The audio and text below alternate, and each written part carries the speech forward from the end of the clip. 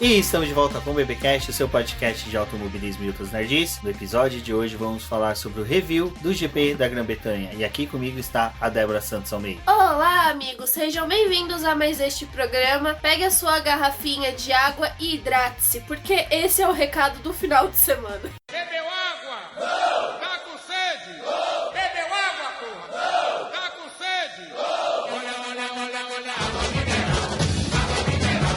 água mineral, você vai ficar.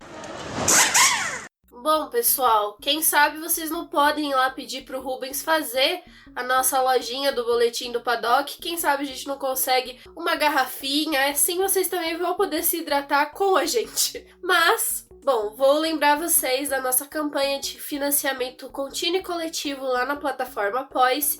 Ela é muito importante pra gente manter aqui o programa e também o nosso site, boletimdopaddock.com.br. Passem lá, confiram a nossa campanha que vai estar disponível no post desse episódio e auxiliem no desenvolvimento e crescimento do nosso programa. Exatamente. Lembrando que a partir de agora, do mês de agosto, nós começamos a nossa empreitada no YouTube. Semanalmente teremos vídeos no canal, então acompanhe. Se você ouve o Boletim do Paddock pelas plataformas de agregadores,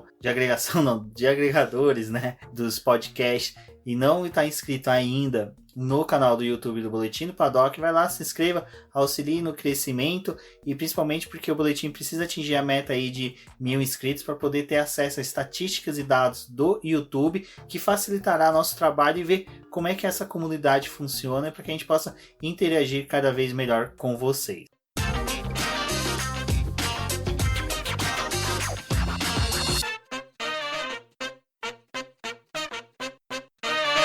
Bom, Débora, esse foi o GP da Grã-Bretanha. É legal que a gente sempre fala GP da Inglaterra, mas o certo mesmo, né? Sempre foi o GP da Grã-Bretanha. Mas... que a gente já se acostumou, né, com esse nome GP da Inglaterra, mas o nome correto realmente é GP da Grã-Bretanha, mas, né, a gente tenta aperfeiçoar, né, mudar um pouco para poder ficar mais fácil do pessoal compreender, porque a gente mesmo conhece como na Inglaterra, tudo pra gente é Inglaterra. Os escoceses que não são muito felizes quando a gente fala que conhece tudo ali por Inglaterra, mas fazer o quê? O que importa é que foi uma corridaça, mas antes vamos lembrar de toda a novela que começou, principalmente, né, Débora, quando Sérgio Pérez foi primeiro, né, anunciado que ele havia sido reprovado no primeiro teste de Covid, tinha dado ali uma incerteza se ele estava ou não contaminado, fizeram um novo teste e no segundo teste foi confirmada a contaminação, ele já ficou de quarentena entre o primeiro e o segundo teste e depois ele acabou sendo anunciado que ele não ia participar da categoria, da prova, né, na verdade, e que seria contratado um piloto no seu lugar, já que a Racing Point não possui piloto de teste. Aí começou os burburinhos sobre quem seria o substituto. Mas primeiro vamos falar sobre a questão do Sérgio Pérez, que é uma questão muito delicada para a gente discutir, questão de julgamento sobre o piloto. É uma coisa complicada, sim, porque a gente não gostaria que isso tivesse acontecido, mas eu acho que tem algumas coisas que a própria Fórmula 1 não tá deixando muito claro, né? Quando a gente teve lá o GP da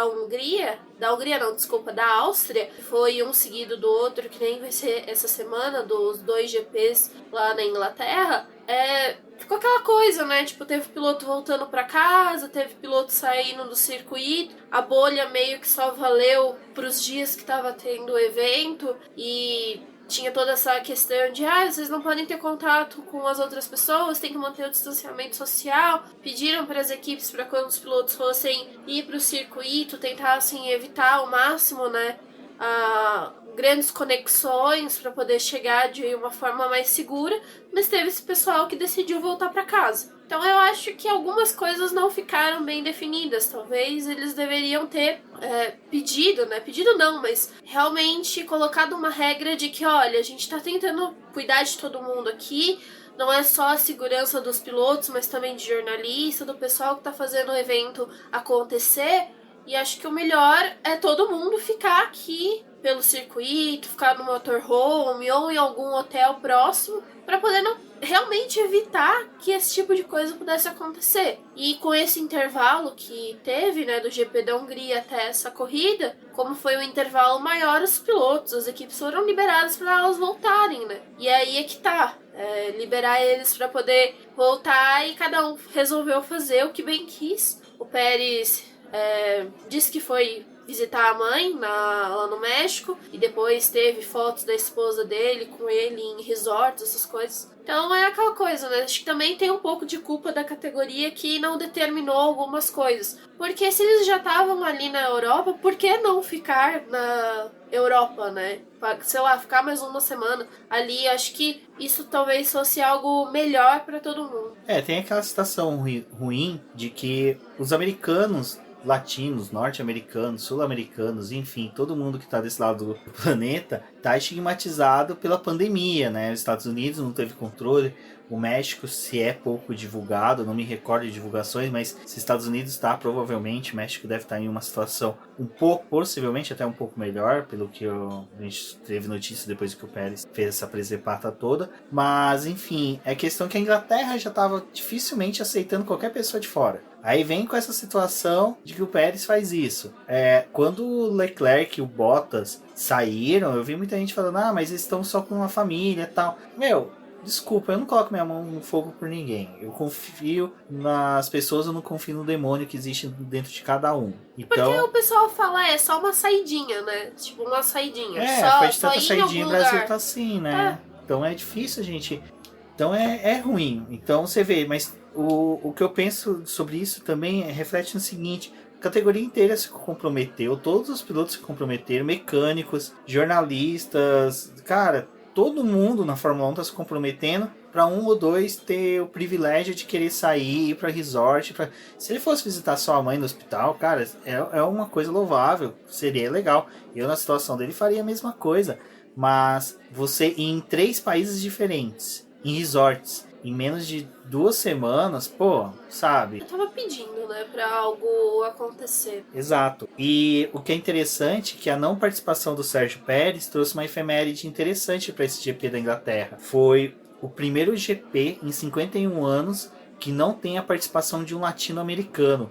A última vez que isso aconteceu foi em 1969, no GP da Alemanha de 1969, que o mexicano Pedro Rodrigues não participou porque a Ferrari discordava, porque naquela época tinha algumas provas que o promotor, para ter o grid cheio, enfiava carros de Fórmula 2. Então a Ferrari não concordava na participação desses carros e por isso não alinhou seus carros. Então essa foi a última vez que um latino-americano não participou das corridas. Bom, eu acho que o ponto também não é só esse, mas sim o rendimento da Racing Point. E depois quando você coloca, né, a questão do Pérez ter saído e deixado de disputar uma corrida, o quanto que esse rendimento caiu um pouco, né? Então, talvez ele seja o piloto mais responsável por auxiliar no acerto do carro, no preparo dele. E a gente viu nessa corrida que o carro teve uma queda de rendimento. E não tem como você esperar que o Hulk, que foi um cara que não fez nenhum tipo de teste com o carro, que não tava zero preparado para poder enfrentar esse desafio. Ele também ficou mais tempo ainda que esses pilotos parados. Então é difícil esperar que ele chegasse e já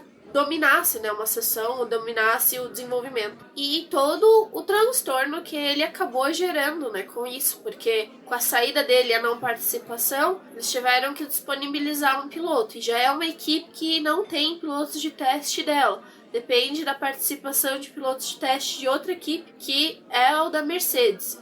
E ali na Mercedes também tinha a situação de que o Stoffel Van Dorn já foi para Berlim para poder participar do festival de verão, lá que vai ter da Fórmula E. E o Gutierrez, né, um piloto que já está há muito tempo sem guiar um carro de Fórmula 1, não está acompanhando essas mudanças de carro. Ele fica mais em simulador nesse tipo de preparação, então ele também não era o piloto adequado para você colocar nesse carro, né? Então, e tinha a questão da superlicença dele, né? Que o Sérgio Milani levantou muito bem essa questão de que foi uma falha da Mercedes também, do pessoal da Mercedes, de ter um piloto que é o piloto de teste que está sem superlicença. Tecnicamente, assim, até a própria equipe Mercedes fica defasada de um piloto de teste. O Bottas com essas saideiras dele, se acontecer dessa semana, Deus me livre, não quero, mas ele vier a ser detectado um corona, ele, o Hamilton, por exemplo, a equipe fica sem piloto, porque o Van Dorn dificilmente... pode ser, mas dificilmente vai largar a oportunidade de ser campeão da Fórmula E. A gente falou sobre isso no último BBcast, que todos os pilotos lá têm a chance. Então, fica difícil também essa situação e é um alerta para a Mercedes para regularizar isso. A gente só fica de olho lá na Red Bull, que nunca tem piloto reserva ou aspirante para um dos postos. Hoje tem o Sérgio Sete Câmara, que também está na mesma situação do Van Dorn. Então vocês veem que é bem complicado isso. O Lucas de Graça soltou uma crítica sobre isso. É assim, eu acho que é válido para discussão e não é válido para essa situação. Sobre você ter as equipes, ter um piloto de teste realmente fixo para acontecer alguma coisa, deu caganeira, o piloto tá espirrando sem parar, tá sujando a viseira por dentro, não consegue enxergar, tem um piloto de teste para assumir o posto. Senão fica a situação a Deus dará, como foi da Racing Point hoje. Bom, nós já nos prolongamos bastante sobre esse caso, torcemos aí todos, é lógico, tirando todas as brincadeiras e críticas, que o Sérgio Pérez se recupere. A gente sabe como é difícil essa questão. Ainda mais com um atleta, né? E a gente teve parentes, amigos que tiveram coronga, né? Então fica bem preocupado. Mas ele tem um histórico de atleta, então vai conseguir sim uma boa recuperação. Falando em histórico de atleta, quem voltou foi o Hülkenberg. A única passagem que a gente pode falar já no geral sobre ele aí para vocês é que ele chegou na sexta-feira correndo no autódromo, literalmente. Estava desde quinta-feira à noite na fábrica. Foi bem legal que, já sabendo disso, a social media da Racing Point ficou a madrugada de quinta para sexta inteirinha brincando com quem estava na internet, falando quem possivelmente seria. Os pilotos ficaram respondendo. Então foi bem legal ver essas brincadeiras dos pilotos falando que queria participar da corrida, então no lugar do Sérgio Pérez. Mas do Hülkenberg foi isso que a Débora expôs. E nos testes ele infelizmente, né, sofreu com dor de pescoço. Não foi aquele Hülkenberg normalmente, que é um piloto, como eu poderia dizer, ele é contínuo, né? Ele não é um piloto muito rápido, mas também não é um piloto muito lento. Ele é de meio de campo, então ele teve aquele desempenho ímpar que ele sempre teve na Fórmula 1. O próprio Del Valle falou, né, que ele, se você colocar numa escala assim, ele estaria para a mesma coisa que é o Sérgio Pérez, mas ele teve esse problema de ficar esse tempo todo parado. E é algo que a gente já tinha visto lá naqueles primeiros testes que as equipes fizeram antes realmente da volta, que os pilotos, alguns foram correr de kart, outros pegaram os carros mais antigos para poder dar algumas voltas. Vários deles acabaram reclamando, né? E falaram que sentiram dor no pescoço, sentiram dor muscular. Então é algo que realmente, dado esse período de tempo parado, ele ia sofrer realmente. E era estranho se não sofresse, né? Exato. Mas vamos só dar uma passada agora, Débora, nos treinos livres, que foram marcados. Acho que o principal mesmo foi a questão do acidente do Albon, que sofreu no TL2, que gerou uma consequência ali, uma sequência de fatores que lhe deu ao Lance Stroll a liderança desse treino, não desmerecendo o Lance Stroll, é lógico, o que ele fez foi memorável, foi algo que aqueceu a discussão sobre o quanto que ele está evoluindo, e sim, ele está evoluindo, é muito bom isso para ele e para a equipe, mas os treinos livres acho que eles foram bem comedidos, os pilotos, né? Não foi uma coisa em que a gente viu uma constância muito grande de disputas pela liderança, foi realmente pilotos trabalhando muito mais a questão do acerto dos carros. Neste circuito, várias equipes trouxeram atualizações para os carros, então o primeiro treino livre foi justamente destinado para poder ver essas atualizações e aferir essa questão. Então eles utilizaram aquelas grades de aferição aerodinâmica, o flow vis espalhado em várias partes do carro, principalmente, né, as peças que eles estavam testando ali. É um circuito diferente, então demanda assim outros tipos de atualizações, e eles disponibilizaram mais tempo para poder fazer isso. O que é interessante também, bastante lembrar que a gente teve 3 corridas em sequência, né, do outro lado praticamente do continente europeu, e que impossibilitou de você ter um feedback mais rápido entre fábrica e as equipes. Em Silverstone é muito mais fácil, menos para Alpha Tauri, Alfa Romeo e a Ferrari, que estão do outro lado tá ali na Europa, não na ilha da Inglaterra. Então em Silverstone você tem ali circuitado todas as fábricas, né? São menos, acho que a mais distante está a 65 km, que é a McLaren. Então as equipes tiveram a oportunidade de poder utilizar essa Silverstone, né, para fazer testes e apurações dentro disso que a Débora falou. Aproveitar que está ali perto da fábrica, às vezes uma peça pode ser fabricada, acertada mais rápido, você tem esse distanciamento reduzido. Bom, e foi já nesse primeiro treino livre que a gente viu o Sebastian Vettel tendo problema, que foi algo que perdurou por todo o final de semana. Lá nesse primeiro treino livre ele teve problema no intercooler, que, né, fica aí o questionamento dessa peça, mas teve esse problema. E depois ele sofreu com problema nos pedais, que ele estava reclamando que tinha alguma coisa solta, e a equipe passou o segundo treino livre, uma parte, o carro parado para poder verificar esse problema.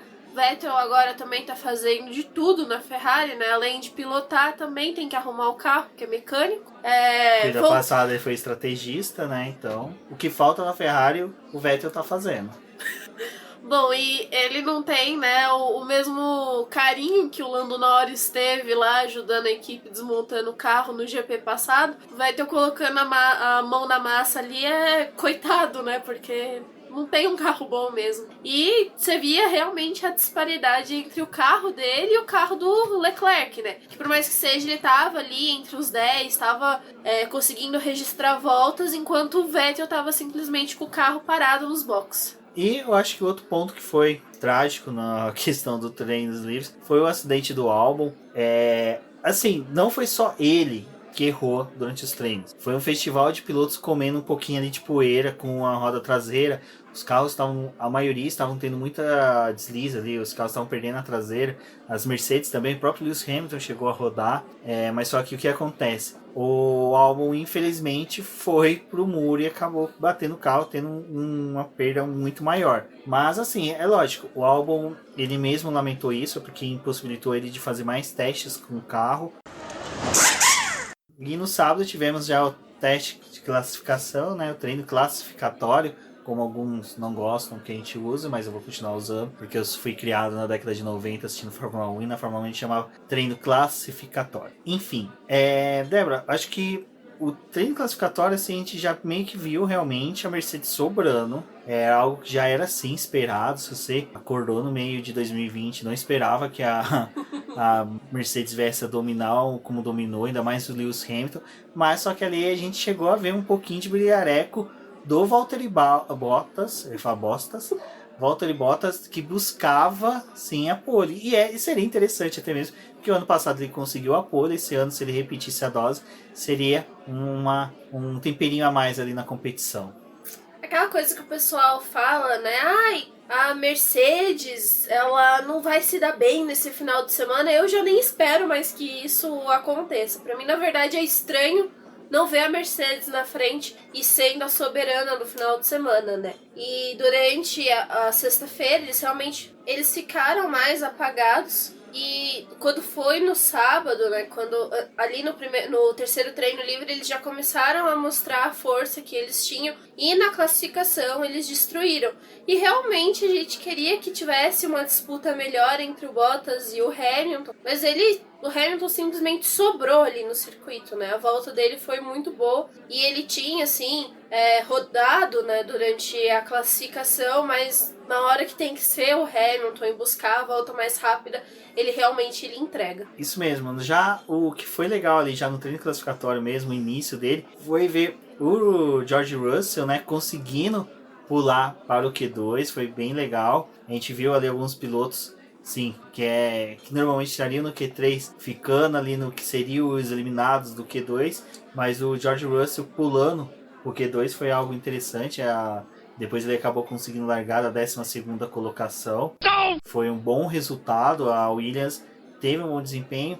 Infelizmente, né, durante a prova ali do quali, o Latifi, ele deu aquela perdida clássica de traseira do carro, acabou batendo mais uma vez. Eu acho que o Latifi é um piloto que assim como o Gasly, eles são pilotos bons, mas que demora para se adaptar, demora para pegar a mão do jeito que é um carro de Fórmula 1. O Gasly, eu acho que nessa prova, eu já vou ter falado disso durante os comentários sobre a corrida, é um cara que já pegou o jeito da Fórmula 1 e está conseguindo entregar o que a Fórmula 1 exige dele. Mas o Latifi ele ainda está engatinhando, torço para que ele consiga bons resultados, mas só que acompanhar o George Russell está sendo um pouco difícil ali para ele. Na verdade, Rubens, o Russell ele estaria largando da 15ª posição, por ele ter conseguido avançar para o Q2, mas ele recebeu uma penalização e perdeu 5 posições no grid de largada, porque ele estava logo atrás do Latifi quando o Latifi acabou rodando, né? E ele teve aquele problema da sinalização das bandeiras amarelas. A gente já viu ali no começo da temporada que outros pilotos tiveram esse problema e foram punidos, e não foi diferente dessa corrida. O Russell também foi punido e perdeu 5 posições no grid de largada. É, naquele momento que entra aqueles ditados, né, um pouco de indigestivos ou fedorentos, que é o que é um peido para quem tá cagado, no caso da Williams, né, ter 2 carros voltando pro final do grid. E também, como diria um chefe meu, o diabo sempre caga no monte maior. Mas, saindo dessa melança toda, vamos para a corrida. Mas antes vamos falar, né, que o Lewis Hamilton conseguiu na sua pole, foi numa volta assim espetacular. Eu acho que o legal das poles do Hamilton é que normalmente elas são aquelas voltas que realmente você vê que o cara conseguiu extrair o máximo do carro. O Valtteri Bottas já tinha feito, né, a volta voadora e conseguido o recorde da pista, mas o Lewis Hamilton veio e bateu ela. Então é interessante ver que ainda, por mais que seja pequeno, bem obscuro ali, a gente tem essa disputa entre o Lewis Hamilton e o Bottas. É legal que, por mais que seja, o Lewis Hamilton tem que superar o companheiro de equipe. Eles têm o mesmo equipamento, mas isso não quer dizer que os dois entregam o mesmo com os carros. E óbvio que o Hamilton ele acaba fazendo a diferença, porque acho que é a combinação perfeita, né? De máquina, equipe e piloto ali, que consegue extrair realmente o melhor do carro. Então, acho que é uma coisa que é para poucos fazer, né? E vai passando, cada corrida ele vai, quebra um recorde novo, consegue colocar o carro da Mercedes melhor ainda. E foi uma coisa que você comentou durante a classificação, né? A gente viu ele fazendo isso esse final de semana e espera que no próximo talvez ele já consiga bater o próprio tempo que ele conseguiu esse final de semana, se a gente tiver as mesmas condições de pista que teve, né? Pode ser que aconteça, lembrando que o set de pneus vão ser mais macios, mas só que no Q3, então, provavelmente eles vão até utilizar praticamente a goma de mascada Pic-Pong, e aí provavelmente vai ser aquele chiclete bem grudento, porque a pista vai estar mais quente. Então provavelmente o Lewis Hamilton deve bater esse recorde. Vamos torcer, né, que seria interessante uma pole de um outro piloto para ficar registrado também na 70º aniversário da categoria, mas também uma pole do Lewis Hamilton não seria de mau agouro nenhum para a corrida. Já tá fazendo parte da história, né? Por que não fazer justo numa corrida histórica? Então tá tudo certo. Bom, a corrida, né, Débora, nesse domingo foi bem interessante, eu gostei bastante, foi uma corrida que do começo ao fim a gente teve que ficar ali de olho na pista, não é daquelas corridas que a gente pode despregar um segundinho e dar uma corrida pro Twitter, pro WhatsApp. Então foi bem legal, que foi uma corrida intensa do começo ao fim, muita disputa na pista. Já na largada foi uma coisa que a gente notou na reprise, porque no começo da corrida mesmo a gente mais ficou ali olhando quem tentava avançar sobre quem, que foi a boa largada tanto do Lewis Hamilton, que fez uma largada estratégica para fechar o Valtteri Bottas, como o Valtteri Bottas também fez uma largada bem rápida. O Bottas a gente já viu ele praticamente queimando, né, a largada no GP da Hungria, mas nessa corrida ele mostra, né, que ele consegue largar bem. Quando ele larga bem é aquele piloto que costuma ameaçar o Hamilton, e eu acho que esse é o melhor momento realmente para você ameaçar o Hamilton no começo de corrida, porque depois que ele toma distância já era, né? Você acaba perdendo um pouco desse contato, fica mais difícil da aproximação. E o Hamilton teve essa escorregadinha no começo, porque ele foi justamente tentar fechar o Bottas, mas logo ele já se desprendeu do Bottas, né? Então foi essa briga de companheiro de equipe. É legal que você falou desse distanciamento, porque já na primeira volta a gente teve o contato do Kevin Magnussen com o Albon. Para quem me segue lá no Twitter, chamo vocês também, ouvintes, a seguir a gente nas redes sociais.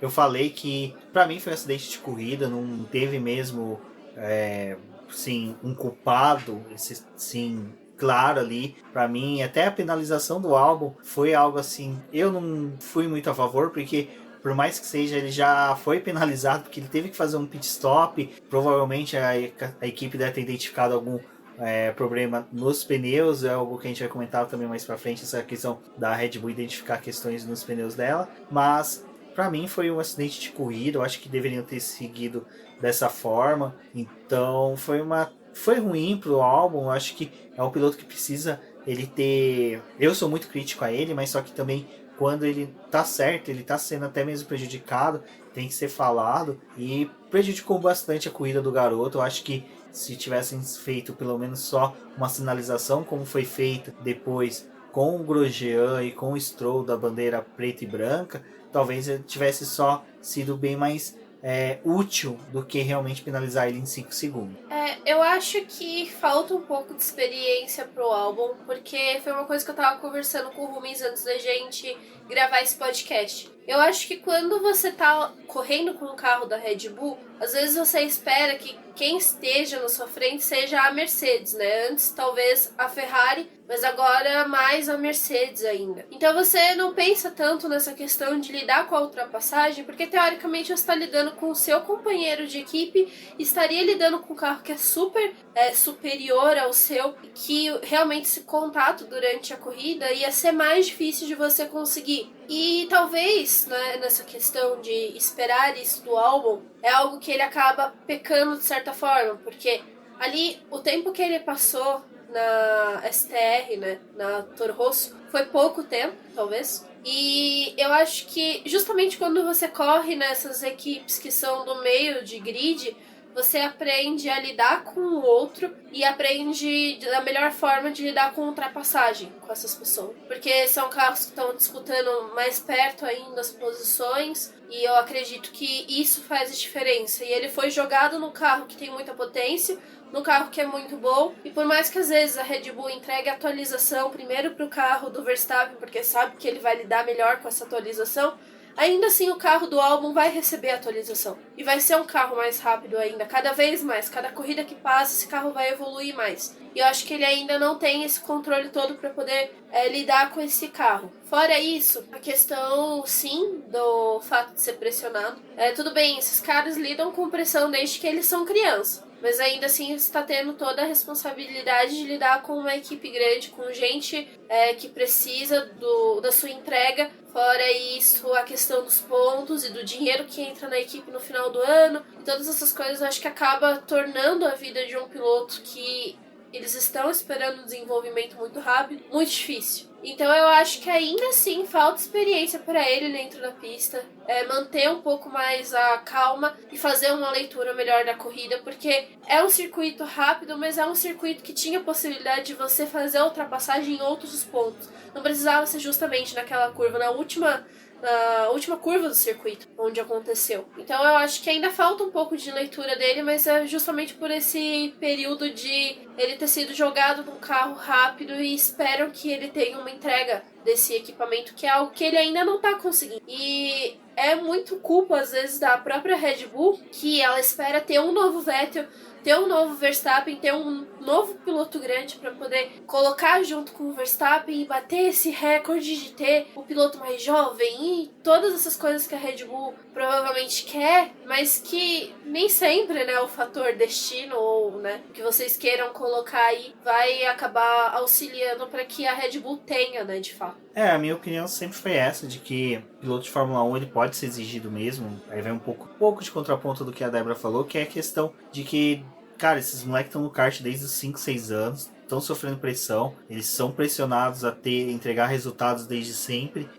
A gente sabe que o Jos Verstappen foi muito mais rígido com o Max, tem documentários, tem vídeos, tem um monte de coisa mostrando que o Jos pressionava o Verstappen, chegava até a castigá-lo sobre péssimos desempenhos que ele tinha na pista. Mas o que eu entro nessa questão é que eu vejo muita gente falando assim, coitadinho do Albon, coitadinho do Gasly, Bom, o cara já chegou na Fórmula 1 e já tem que estar calejado, já tem que estar aceitando posicionamento forte sobre ele, pulso firme sobre ele. O Albon, ele parece que realmente ele quer mostrar a todo momento o resultado. Ele é muito afobado. Todos esses toques que ele teve foi realmente por causa de que ele tentou ir além. E é muito parecido, né? Esse é o problema. Todos foram muito parecidos. Sim, mas só que assim, aí entra numa coisa que ele falou depois, até no press release, que é dele, ele viu um espaço e ele quis ir. Tá certo ele, aquela coisa, se ele tivesse conseguido a ultrapassagem e não tivesse tocado no Kevin Magnussen, putz, vida que segue o carro e provavelmente ele teria lutado pelo 4º lugar contra o Leclerc, mas quis o destino que não fosse dessa forma.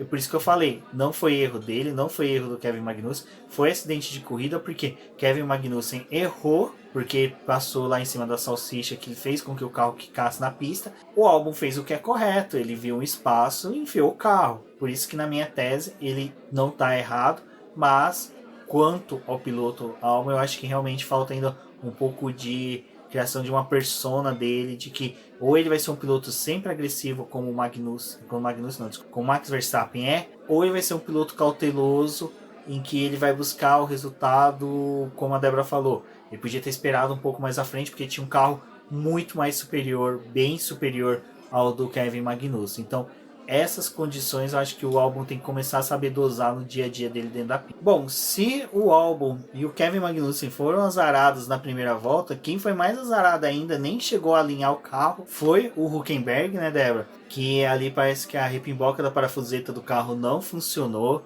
É algo que é meio inédito, eu não me recordo assim, de o carro simplesmente não ligar na Fórmula 1, que foi o que foi reportado pela equipe, que deu um erro na unidade de potência do carro, que ele não deu partida e ficou naquele torçãozinho ali da chave fazendo...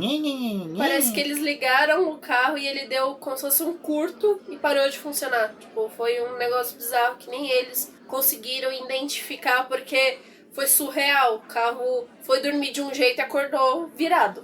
Vai saber, né? O carro às vezes pode ter um temperamento de que não quero sair de casa hoje, respeite ele. Eu fico com dó, cara, porque, putz, desde sexta-feira tava todo mundo, o pódio do Hulk, e o Hulk muito bem, e o Hulk vai correr, não sei o que. E acho que parece que o pessoal despejou tanta coisa boa pro universo, que o universo falou, não vai rolar não. É uma pena mesmo, porque tanto vale pela equipe que está se esforçando, bem ou mal, você pode criticar ou não, a questão dela ter copiado o carro da Mercedes, mas a questão dela tá tendo um bom desempenho, era legal. Pra quem é fã da McLaren que nem eu, ficou contente pra caramba, porque aqueles pontinhos que a McLaren tava com ela disputando foram favoráveis pra McLaren ao final até da corrida, foi até melhor para ela, mas foi uma lástima. Eu queria saber o que o Hülkenberg ia fazer com esse carro mesmo. Ele vai ter só mais uma chance, né, na corrida de 70 anos da Fórmula 1. Quem sabe é uma coisa que ficaria muito marcada, acho que seria uma efeméride pro futuro aí, quem sabe daqui uns 30 anos do BBcast a gente poder falar dessa corrida histórica em que o Hülkenberg, né, conseguiu seu milagroso pódio na única chance que ele teve após a aposentadoria na Fórmula 1, o GP de número 70, então é bem legal. Já quero ver nessa semana aí o pessoal nas redes sociais falando, se o Hülkenberg for pódio, eu vou sair correndo pela rua, se o Hülkenberg for pódio,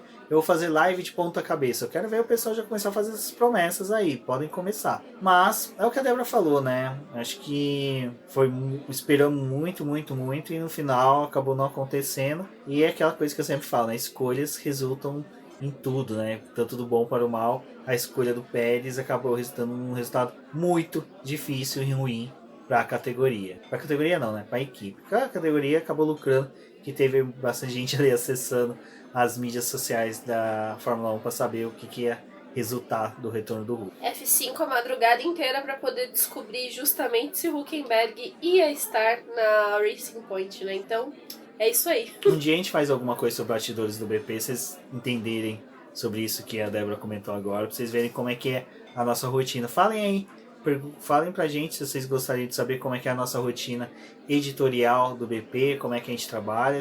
Eu gostaria de bastante papear com vocês sobre isso, só quero saber, lógico, se vocês têm interesse em saber. Bom, agora, todos alinhados atrás do safety car relarga, aí novamente a gente vê, né, Débora, que foi se formando grupinhos, Ai, Mercedes pontou lá na frente, não quis saber de mais de ninguém. Max Verstappen ficou ali em terceiro lugar, dando de um lado para o outro na pista, fazendo zigue-zague, sem ter nada a temer. Olhava no retrovisor, de repente do nada aparecia um pontinho vermelho que era o Leclerc, que era outro também que olhava no retrovisor. Uma hora ou outra aparecia lá no fundo uma McLaren, uma Renault, e assim foi até o nosso amigo Kvyat quicar na pista e sair para o muro. Falando em quicar, né, nossos vizinhos estão aqui escutando um funkzinho, então se algo vazar aí é por causa do vizinho, gente. Desculpem. Bom, vamos falar do Kvyat, né, porque esse saiu da pista também e provocou esse safety car. E vale lembrar que o AlphaTauri fez a troca do câmbio dos carros dela. O Kvyat foi um dos pilotos que foi punido porque ele terminou o GP da Hungria e essa troca foi realizada dentro dessas 6 primeiras corridas, então a punição era válida. E para o carro do Pierre Gasly não teve essa mesma punição porque ele não completou o GP da Hungria.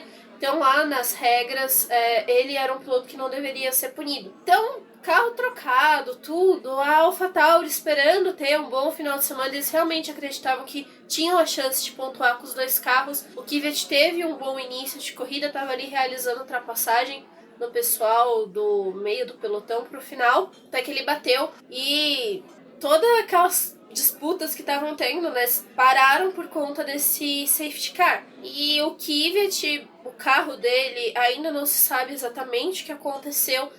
Logo que ele bateu, ele ficou, né, nervoso e pediu desculpa para a equipe, achando que tinha sido uma culpa dele. Mas depois eles analisaram as imagens no pós-corrida e, na verdade, não foi a culpa dele, foi algum problema no carro que originou essa batida dele, ele ter perdido o carro. Então, acho que a AlphaTauri, ela estava esperando ter um desenvolvimento melhor, conquistar mais pontos.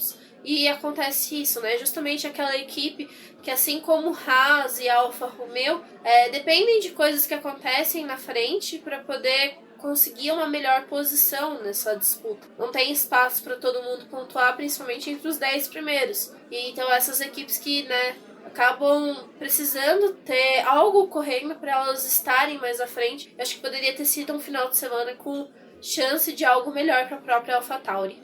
No final, para a AlphaTauri foi um bom resultado. O do Gasly, que correu com todo o gás, né? E chegou na 7ª colocação.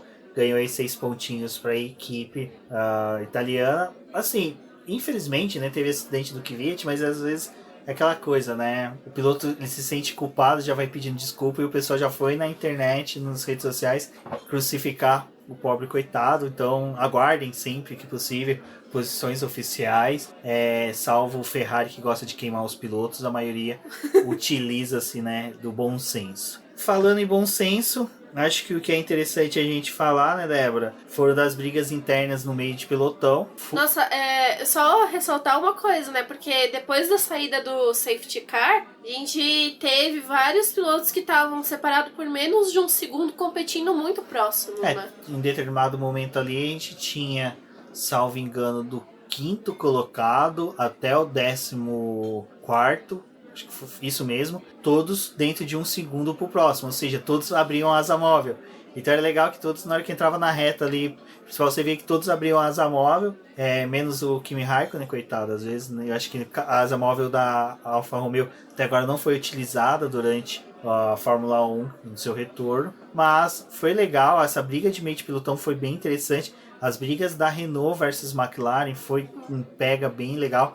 E tivemos, né, o pobre coitado do Sebastian Vettel, que ele mesmo falou que ele não se sentiu confiante a conduzir esse carro, ele não tinha confiança de entrar muito rápido nas curvas, porque ele não sente o carro tão bom quanto deveria ser, então ele simplesmente conduziu para chegar ao final da corrida. E ele teve, né, as disputas ali com o Pierre Gasly, com o Kvyat, que disputaram posição com ele, o Gasly, desculpa, acabou ultrapassando o Sebastian Vettel numa ultrapassagem muito bem feita, mostrou aquilo que eu comentei há pouco, da questão do crescimento e do amadurecimento dentro da categoria. O Gasly já parece que já está naquela fase que é comum dele, sempre no segundo, terceiro ano dele numa categoria, ele começa a ficar mais habituado e começa a mostrar o verdadeiro talento que ele tem, e não tão talento quanto que o Latifi tá tendo agora e que eu espero que ele tenha no futuro. Acho que no meio de pilotão foi isso, né, Débora? A gente teve muita briga, teve Grosjean tomando bandeira preta e branca, porque faziam... Como é que o já falou? É o Verstappen Move, né? Que é mover durante a freada para poder impedir uma ultrapassagem, mas de resto acho que foi uma mente pilotando uma corrida bem gostosa de assistir. Eu acho que essas disputas que teve, foi uma corrida que teve disputa a todo momento de pilotos assim. Eu acho que ficou talvez mais parado justamente próximo das últimas voltas, porque o pneu já estava super desgastado, mas nesse começo, onde eles tinham realizado a parada e estavam com um composto melhor, eles estavam realmente dispostos a disputar espaço na pista. Eu acho que foi uma corrida gostosa de assistir.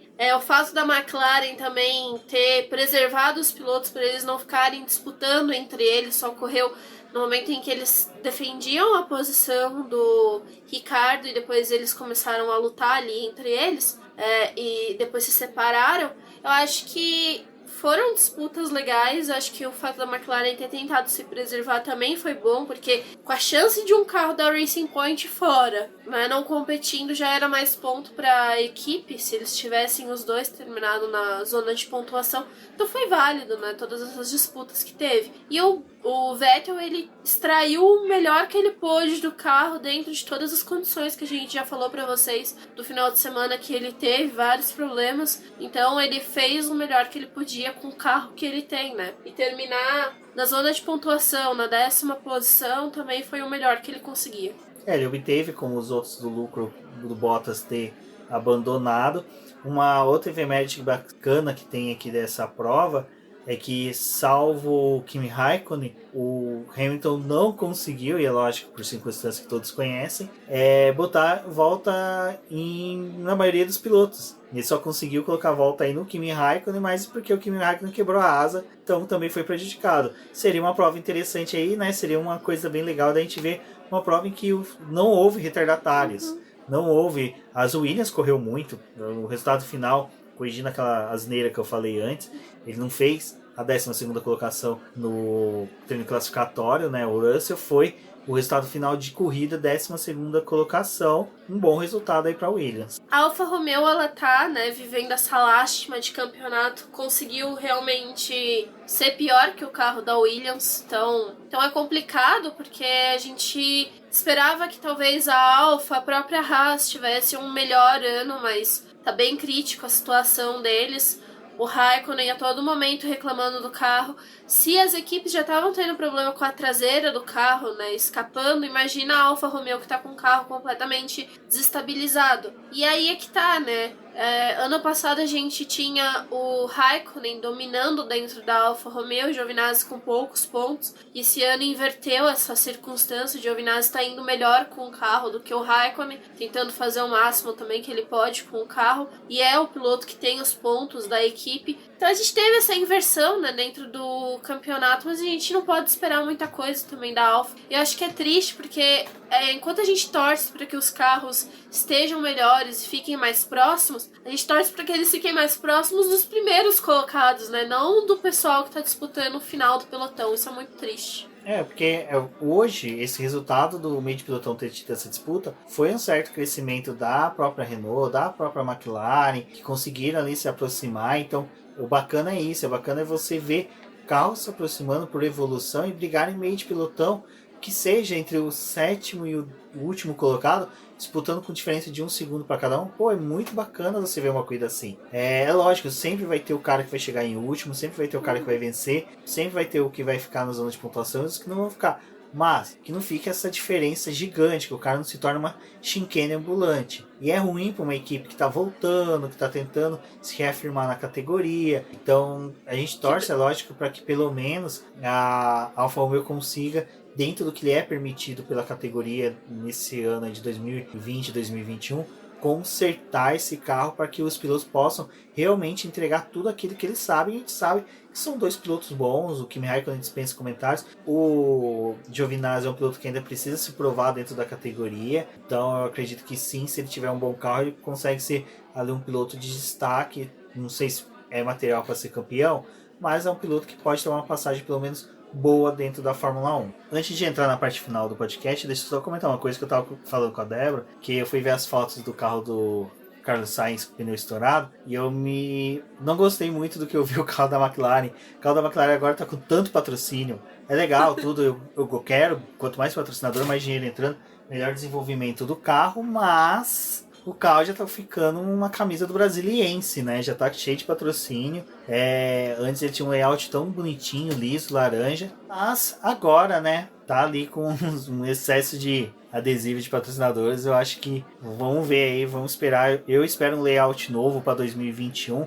Principalmente com a entrada aí do novo parceiro, né? Vamos pôr dessa forma, que é o fornecedor oficial de combustível da McLaren, que é a Gulf. Não espero, lógico, aquelas pinturas lendárias que a Gulf tinha. Para mim, aquelas pinturas são muito mais associadas aos carros da Porsche, né, do que a McLaren, apesar que a McLaren já chegou a correr com o patrocínio total da Gulf, mas para os saudosistas aí é bem interessante o retorno. A Gulf tem uma passagem muito discreta na McLaren, então eu não acredito que seja aquela coisa, voltou, mas, né, a McLaren gosta de ficar revivendo seu passado aí para ver se revive também os anos de glória. Bom, o final de corrida, né, Débora, foi bem legal, porque, assim, a gente não gosta de prejuízos para os pilotos, equipes, mas os estouros dos pneus trouxe ali um temperinho especial para o final de corrida. Acho que começando pelo do Bottas, né, porque realmente as Mercedes elas só apareciam mesmo quando tinha aquela telinha pequenininha do lado ali dos nomes dos pilotos, em que eu acho que eles queriam mostrar que os dois carros ainda estavam em pista. E mesmo eles virando volta rápida, né, brigando entre os dois ali para poder virar a volta mais rápida e pro Bottas chegar mais próximo do Hamilton, fora isso eles não estavam tendo tanto destaque, né? O destaque é ele estar na frente, mas estava importando mesmo era o resto do pelotão. Exato, e o que aconteceu, bom, Valtteri Bottas, né, teve o pneu dianteiro esquerdo, desculpa, eu sou péssimo, tô que nem os meninos lá na transmissão errando qual era direito, qual era esquerdo. Teve o pneu esquerdo estourado. Esse pneu em especial, em Spa, ele é muito exigido. Ele é o pneu de calço do carro e nas principais curvas. Então, é muito exigido desse pneu. Então, toda aquela tese, toda aquela celeuma que o pessoal tava falando, foi detrito. Bom, não foi só detrito. Detrito em pista tem em todas as corridas. Toda corrida você tem. Você tem resto de carro, você tem pedra, você tem folha que cai, inseto que cai, você tem gafanhoto que cai, você tem tudo na pista que cai durante o final de semana. Eles tentam manter o mais limpo possível, mas não foi os detritos só do carro do Kimi Raikkonen que fez aquilo. O que aconteceu ali realmente foi que é o pneu mais exigido. Os pneus dianteiros, na verdade, são os dois mais exigidos do carro, no entanto que as fotos que você vê do carro do Lewis Hamilton, quando ele chega, o pneu dele direito, existe uma faixa ali de bolha bem deteriorada do carro, então você teve toda essa questão aí que forçou realmente os pneus, e a gente teve o estouro dos três carros, né, do carro do Bottas, do Carlos Sainz e do Lewis Hamilton nas voltas finais. E se vocês estão acompanhando os textos lá do Boletim do Paddock, e se não, passem a acompanhar o nosso site. Eu tô trazendo o review lá dos pneus, né, dos pilotos. E ano passado a Pirelli já tinha utilizado esses tipos de composto para o circuito, mas a parada deles começou na volta 20. E dessa vez eles anteciparam por conta da entrada do safety car e pararam na volta na 13ª volta. E mesmo eles realizando voltas atrás do safety car, estavam todos os carros extremamente próximos. Ainda assim tá tendo desgaste do pneu. Para poder ficar atrás do safety car e manter a temperatura do pneu, eles ficam dando aqueles zigue-zagues na pista para poder elevar essa temperatura. Então tudo isso é uma composição de coisas que ocorrem na corrida, e o fato deles terem parado antes foi mais voltas dadas com esse composto. E nessa situação é que chegou os pneus no final da corrida. O Vettel e outros pilotos também se via que tinha essas faixinhas de bolha formando nos pneus dianteiros. Mas é uma coisa que até o Lewis Hamilton comentou depois, que o Valtteri Bottas, tentando alcançar o Lewis Hamilton, ele forçou demais o carro dele, então por isso que estourou primeiro. O Lewis Hamilton veio e estourou depois, mas só que os pilotos vinham reclamando, né, de vibração no carro. O Max Verstappen reclamou de vibração, o Bottas. Então isso não é um detrito que pegou e estourou. É porque realmente está tendo deterioramento do pneu de forma contínua e agravada. até mesmo pelo asfalto e pela temperatura da pista. Silverstone passou por recapeamento recente. No ano passado eles tiveram um. E agora a pista já está naquela fase de maturação. Então ela demora para ela poder estar no ponto ideal. Mas ainda assim o asfalto em Silverstone é conhecido como asfalto abrasivo. Então mesmo ano passado, quando teve essa escolha de pneus, eles já sabiam que era um asfalto abrasivo. E nessa corrida comprovou, né? Realmente, já no ano passado já tinha a faixa de bolha sendo formada, e nesse ano mostrou que realmente essas faixas de bolha acabam atrapalhando os carros, porque gera essa vibração no carro, mas ainda assim também tem o risco do pneu furar. A gente vai lembrar que quando principalmente a Pirelli e a Fórmula 1 analisam os pneus que vão ser escolhidos, que eles observam essa abrasividade que as pistas têm, o que eles levam em consideração, por exemplo? Se a pista é utilizada ou não. A Silverstone, acho que deve ser uma das pistas no mundo, como Interlagos, que é usada full time, de segunda a segunda, todos os dias da semana. A Interlagos tem aí, são 52 finais de semana durante o ano, que ela é utilizada para alguma prova de automobilismo.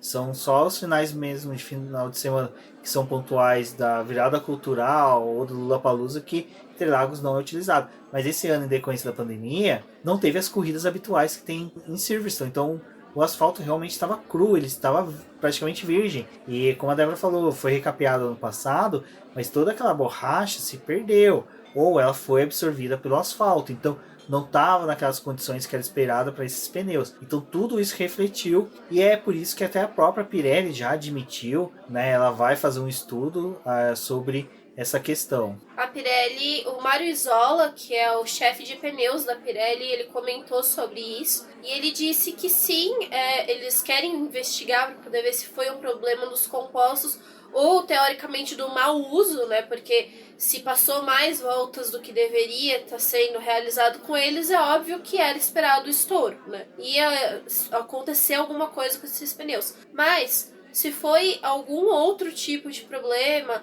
ou algo que eles tenham que mexer em goma, que seja muito mais complexo, o que eles estão pensando é conversar com a FIA para poder impor um número mínimo de voltas para que os pilotos possam fazer realmente as paradas. Então, né, eles estariam ditando o momento exato para você parar dependendo do composto que você utiliza para poder fazer a largada. E o fato da próxima corrida acho que é o mais preocupante, porque a Pirelli escolheu a estratégia de pneus mais duros para essa corrida, mas na próxima eles vão estar andando com pneus mais macios, então isso também acaba prejudicando, né, o que pode acontecer no próximo final de semana. E meu ponto de vista ao longo do tempo da Fórmula 1, as equipes foram começando a ser condicionadas para poder trabalhar numa corrida com apenas um pit stop. Eles não querem mais ter 2 pit stops, até porque eles olham pro cara ali do lado, se aquele outro carro não tem tanto problema com desgaste de pneu, a equipe que tá tendo desgaste mesmo, ela não vai estar afim de parar se ela tá concorrendo a uma posição que justamente está ali dentro da zona de pontuação, né? Então eu acho que o problema disso foi a Pirelli talvez ter feito pneus que durem mais, e as equipes, por consequência, elas acreditam que uma parada basta, independente do momento que a gente faça, tudo bem, a gente consegue ir até o final da corrida. Eu acho que talvez esteja na hora de repensar nessa questão e talvez forçar sim as equipes a fazerem mais pitstops durante a corrida. Vale lembrar que em 2013 a gente teve uma sequência de estouros de pneus, e aí foi por culpa das equipes, porque o que acontecia? A Ferrari, por exemplo, o pneu do Felipe Massa estourou durante a prova, ele simplesmente montava o pneu invertido, né? A banda de rolagem que é do lado de fora, eles colocavam para dentro, porque ela era, do lado de fora ela é mais macia, ela é mais maleável do que o lado de dentro. Eu tô dando aqueles bugs que deu no vídeo quando começa. Mas enfim, um lado é mais macio do que o outro, então dá mais aderência se tiver no sentido oposto do que o fabricante recomenda. Ferrari e outras equipes fizeram isso e acabou estourando o pneu, a Pirelli veio de uma dura nela. Em 2015, o pneu do Sebastian Vettel, ele fez a mesma coisa em Spa, ele foi além do que é o recomendado, salvo engano, era recomendado 34 voltas em Spa com pneu. O Sebastian Vettel já estava 40 voltas com o mesmo composto, mas só que ali na época o que foi a crítica a Pirelli é o seguinte: tá, beleza, o piloto ultrapassou o limite do pneu, do composto, mas o carro estourou na subida da Rouge, da Setembro Rouge, da Radion. Então o Sebastian Vettel, o carro estourou, ele quase bateu, então foi um risco. A Pirelli foi muito criticada na época, então ela fez um composto um pouco mais seguro, que é isso que a gente viu que possibilitou o Lewis Hamilton a chegar até o final da prova, porque é um composto que ele não estoura mais, você não vê mais aquele pneu voando pedaço para tudo quanto é que é lado. Ele é fabricado de uma forma que ele seja contido, o estouro dele, e que possibilite o carro de ir até o box. Então hoje o Lewis Hamilton ele contou com a sorte de estar realmente na última volta, de já estar num composto em que ele não se patife, ele explode, vai pedaços para tudo quanto é que é lado, e também o braço e talento dele, e o carro que é fenomenal, não tem o que, é um carro que é zero defeitos. Bom, eu acho que sobre esse estouro do pneu é isso, né? Acho que a Pirelli vai precisar reavaliar, e é um ano bem crítico, assim, porque eles estão escolhendo compostos iguais aos do ano passado, porque não teve a evolução desses pneus. E na verdade o que a Pirelli está trabalhando é para os compostos do próximo ano, que são os pneus do estilo que a Fórmula 2 utiliza, que vão ser empregados nos carros de Fórmula 1. E aliás, né, se nada mudar até então, no próximo final de semana a Pirelli vai fazer o teste com esses compostos no segundo treino livre. Então já vai dar uma nova ideia, né? Então tem que pensar a respeito de tudo isso. Exato. Então fiquem essa análise aí, eu acho que fica interessante sempre acompanhar questões de pneus. E o último ponto a ser falado é sobre o Max Verstappen. Acho que não tem que se discutir se foi um erro da equipe ou não. Como eu comentei agora há pouco, né, o carro do Albon teve uma identificação ali, por isso que chamaram ele para fazer aquele primeiro pit stop, de que os pneus estavam avariados em decorrência do toque com o Kvyat, com Kevin Magnussen. E o mesmo aconteceu com o Max Verstappen, que a equipe, o carro tem mais de 300 sensores, sensor para tudo, tem até na mão dos pilotos para saber a condição física deles. Então, os sensores que são direcionados ao pneu identificou que estava tendo uma avaria ali naquele pneu e que precisava fazer feita a troca. Então eles optaram por fazer a troca. Então, entre o risco, né? E é uma coisa, quando que a gente se recorda que um pneu estourou do líder do campeonato, com o melhor carro já fabricado na Fórmula 1, o melhor piloto estourou? Nunca. Então, a Fórmula 1 não é feita por achismo, é realmente por dados e informações que são colhidas ali na hora e decisões que são tomadas na hora. Enquanto tava rolando esse final de corrida, eu até achei, putz, mano, a Red Bull perdeu a chance de ganhar a corrida, deveria ter ficado na pista.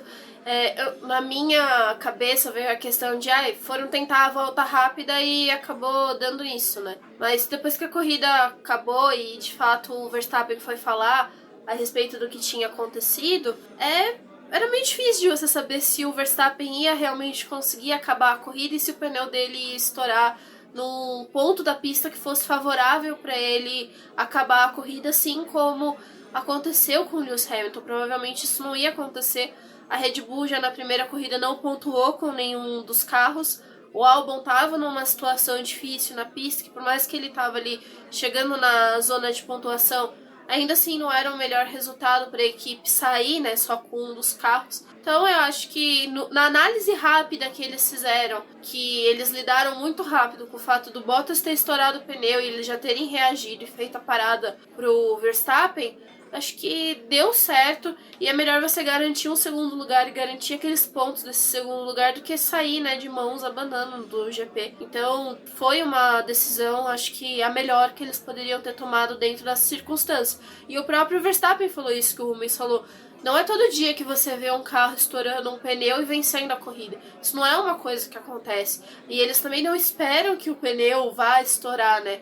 Eles têm mais essa confiança. Uma coisa que a Pirelli faz muito depois da corrida é soltar aquele gráfico da quantidade de paradas que os pilotos fizeram e o quanto que eles andaram com os pneus. E a Pirelli sempre...